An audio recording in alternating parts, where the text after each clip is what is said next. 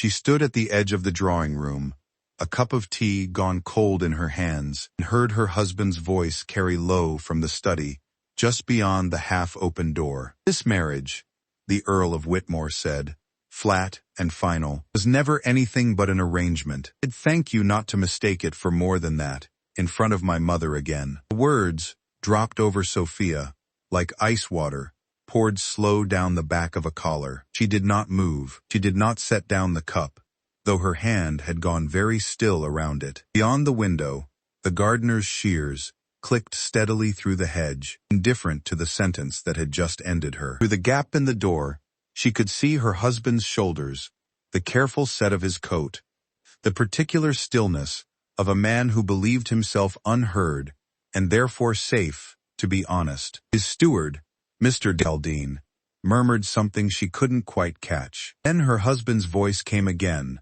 quieter, but no less sharp for the quiet. "She does her duty well enough. I won't pretend to more affection than that requires, Aldine. Whatever my mother imagines she's seeing between us." Sophia's fingers tightened around the cup's handle until the china creaked faint, warning against her palm. She understood, with a cold clarity that settled somewhere beneath her ribs and stayed there. She had married a man who had just described her, to his own steward, as a duty discharged rather than a wife kept. She set the cup down on the nearest table without a sound, smoothed the front of her gown, and walked back toward the breakfast room as though she had heard nothing at all, because she had learned, in 11 months of marriage, that composure was the one thing in this house that nobody could take from her by simply wanting to. She had married James Ashcombe, Earl of Whitmore, the spring after her own father's quend had finally come due,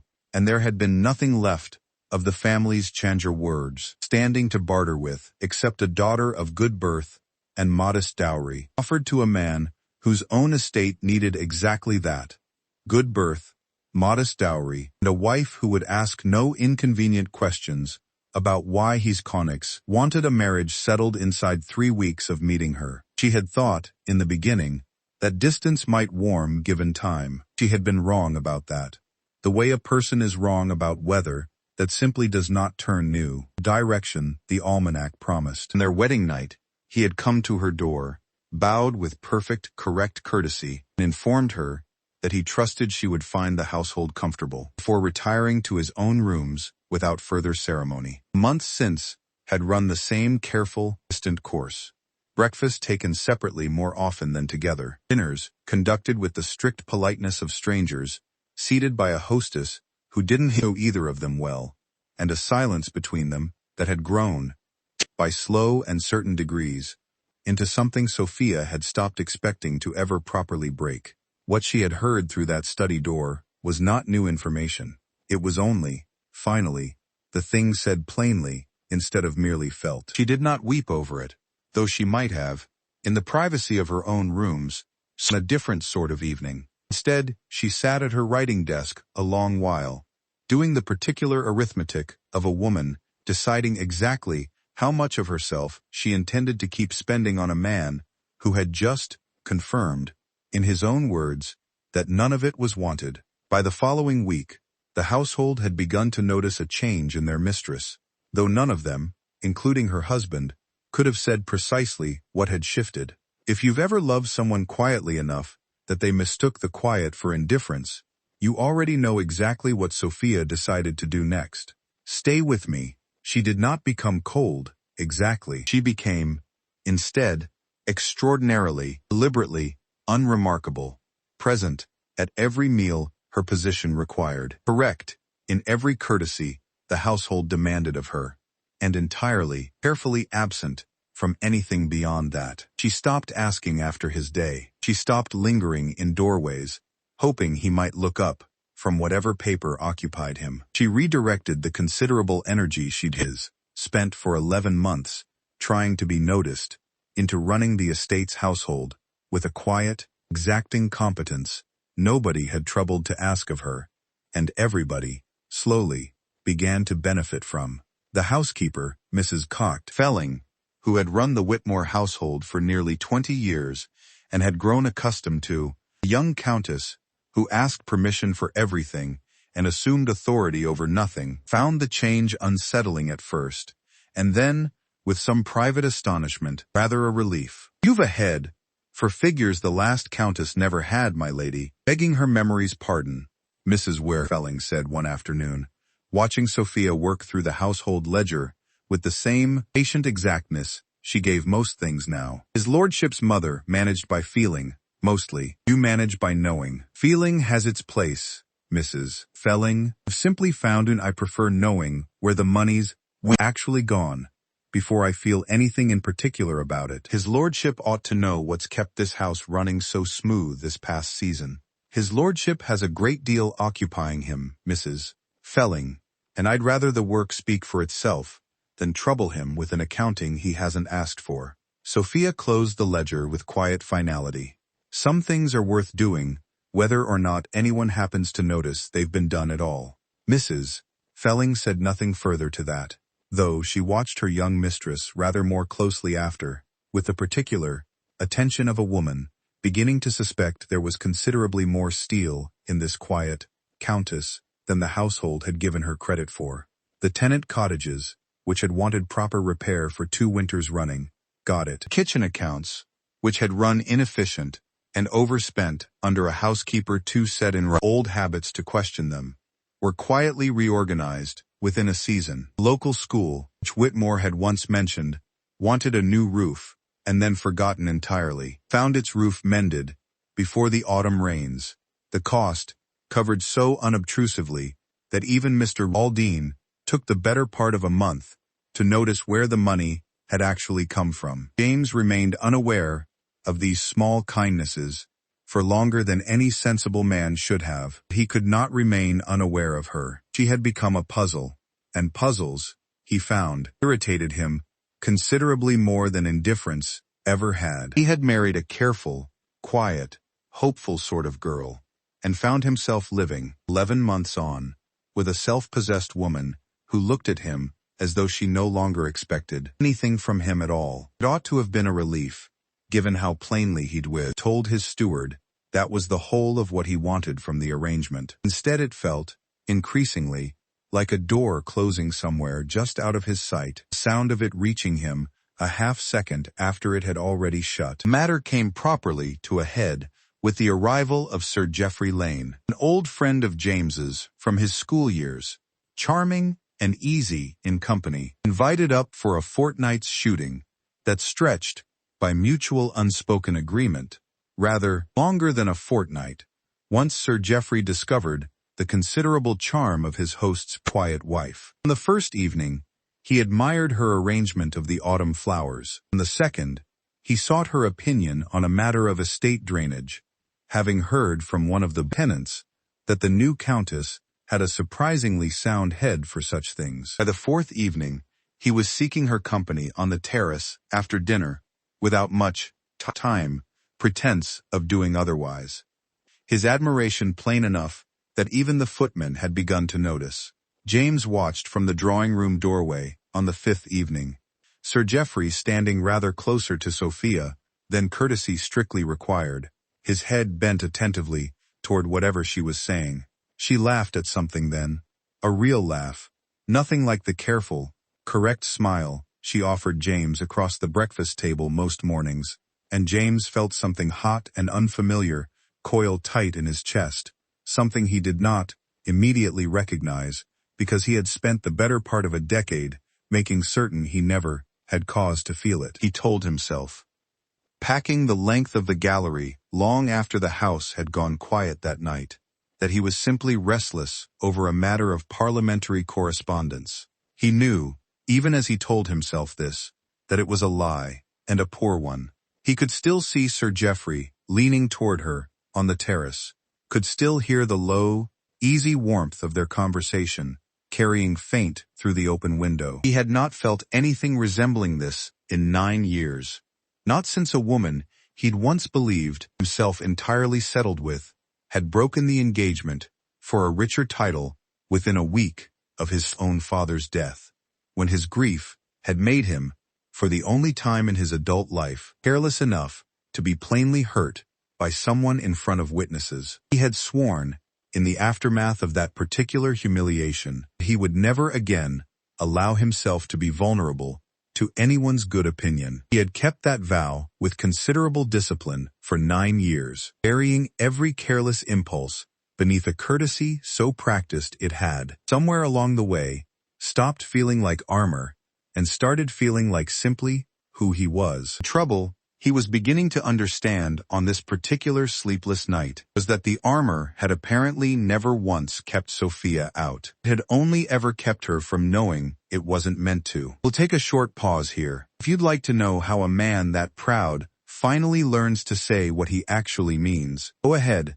and subscribe now before we continue. He tried, in the days following Sir Geoffrey's departure, to find some ordinary excuse to spend more time in her company, and found himself, more than once, standing in a doorway with some half-formed question about the estate accounts that had nothing to do with the actual reason he'd come looking for her at all. You've asked me the same question about the tenant rents 3 times this week, James, Sophia observed one evening, not looking up from her needlework, though her mouth had a faint, knowing curve to it that he hadn't seen directed at him in a very long while.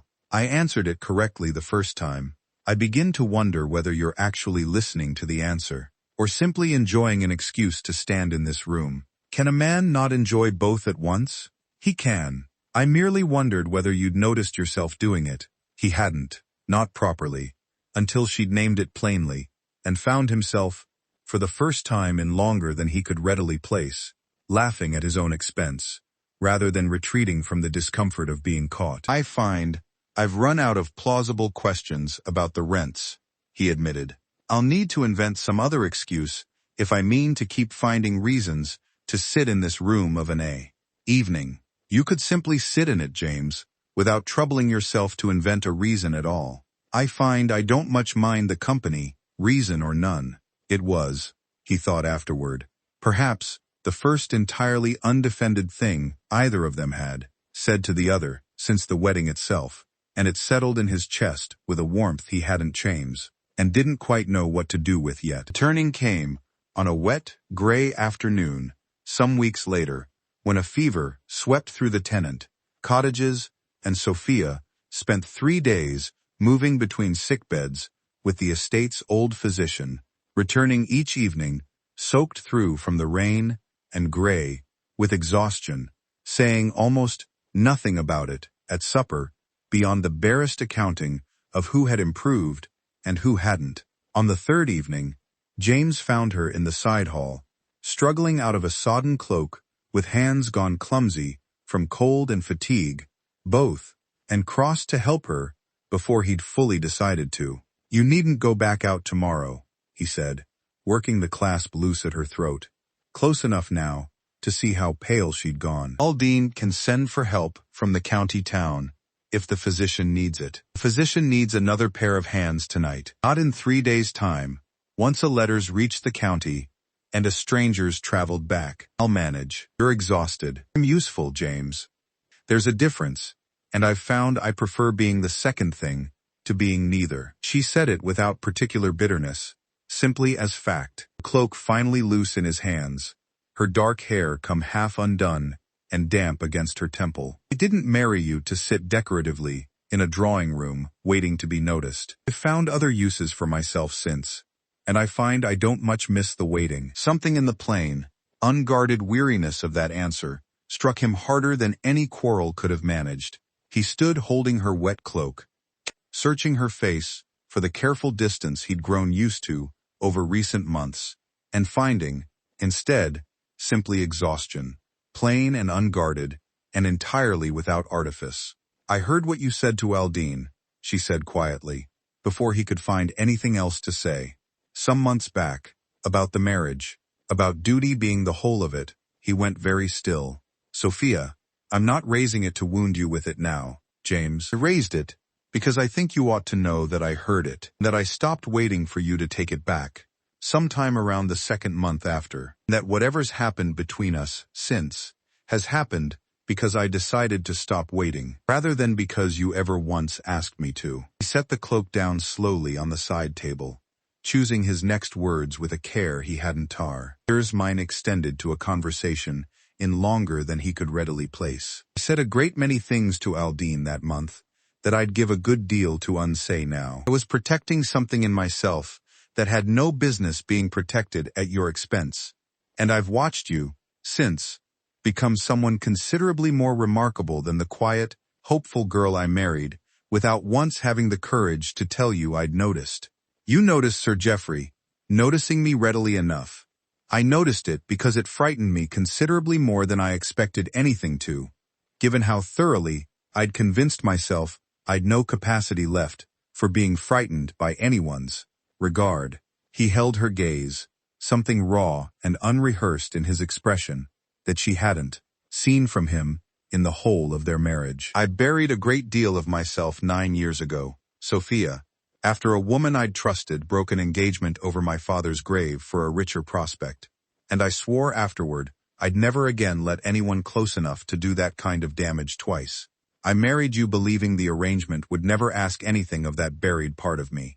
I find, 11 months on, that I was wrong about that, and considerably more grateful to be wrong than I expected to feel admitting it. If watching someone finally tell the truth they should have told months ago is the part of a pup story that gets you every time, this next part is exactly what you came for. Sophia studied him a long moment, the hall quiet around them, rain still ticking faint against the windows. That's not quite an apology, James. No, he agreed. I find I don't entirely know how to make one large enough for what it's actually answering, so I'd rather build toward it properly than offer you something hollow and call the matter settled, then build toward it. I find I'm not in any particular hurry, now that I've stopped waiting for it to arrive on its own. He did, in the weeks that followed, with the same careful, exacting attention he'd once reserved for estate ledgers and parliamentary business, small, visible things at first, walking the tenant rounds beside her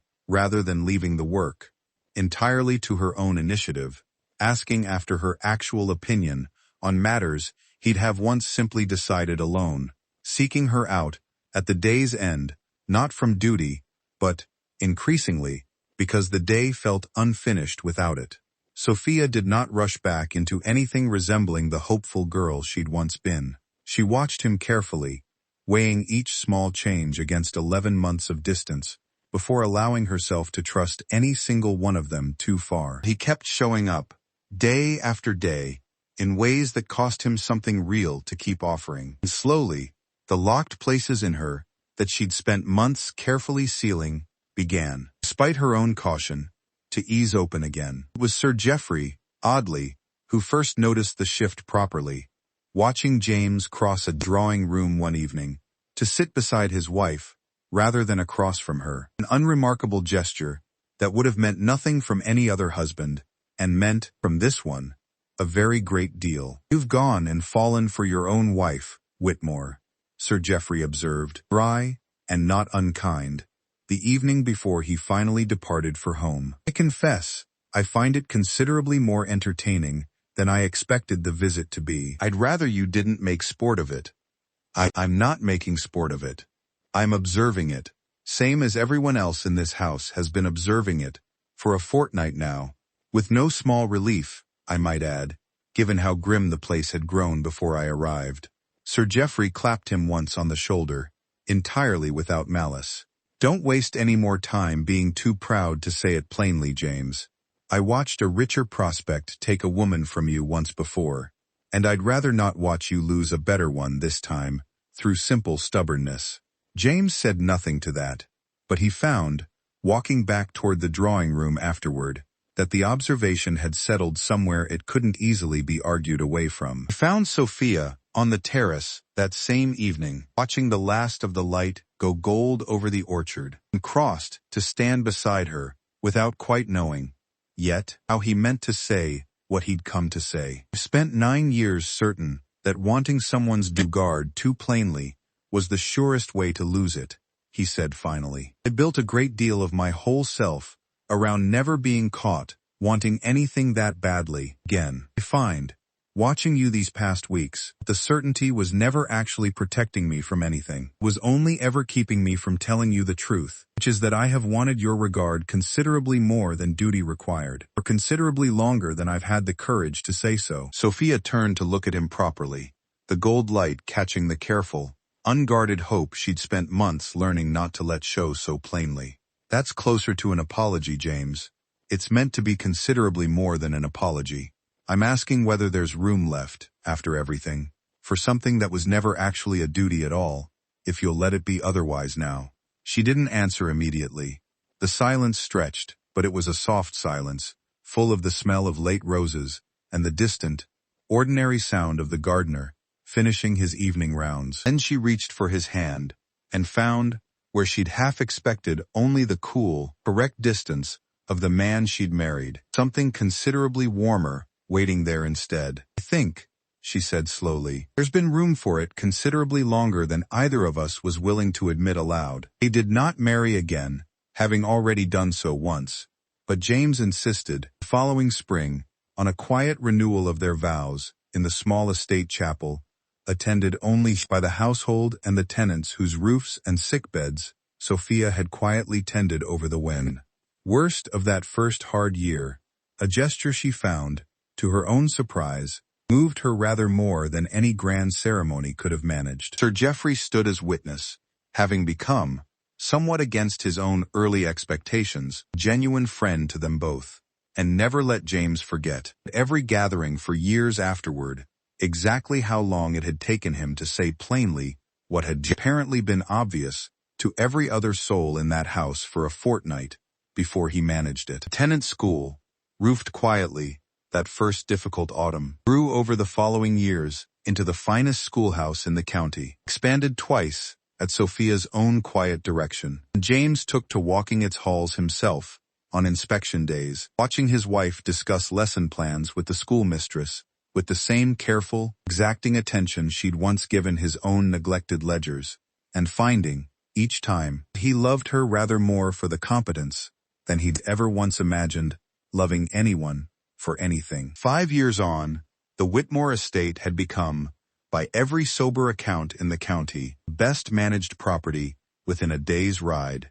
Its tenant cottages sound, its accounts honest, its schoolroom full, all of it built quietly by a woman who had once, briefly, decided to stop waiting to be noticed and simply make herself useful instead. You're at the ledgers again, before the household's properly stirring, James said, finding her at the estate desk one frost-bright morning, her daughter asleep against his shoulder, their son trailing a wooden cart of toy soldiers across the floorboards, with the fierce concentration of a boy thoroughly convinced he was conducting an inspection of real consequence. Michaelmas accounts won't balance themselves, whatever the hour happens to be. I've told you more than once, you needn't be at that desk before the sun's properly up. I've always been at this desk before the sun's properly up.